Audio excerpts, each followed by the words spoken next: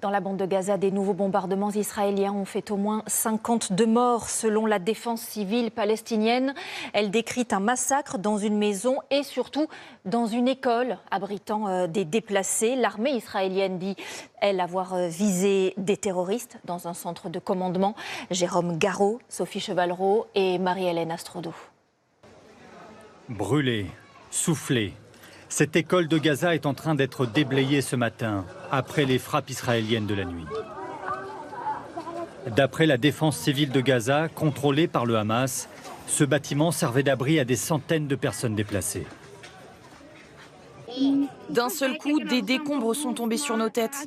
Mon fils que vous voyez est sorti des décombres, j'ai pu sortir aussi. Mon mari était blessé et nos enfants aussi. La nuit dernière, nous dormions ici.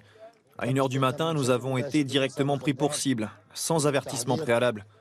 Tous les gens visés étaient des civils. Aucun des martyrs n'était affilié à une organisation ou à l'armée. Un peu plus loin, les corps sont rassemblés.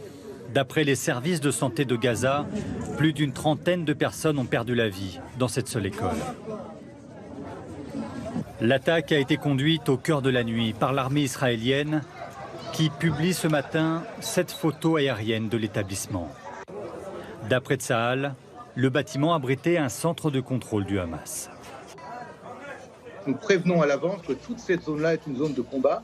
Nous demandons aux populations civiles de se déplacer dans des zones sécurisées.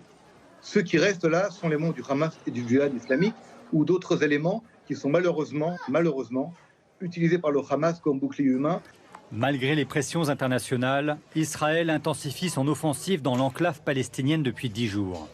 L'État hébreu réclame la libération des derniers otages retenus par le Hamas.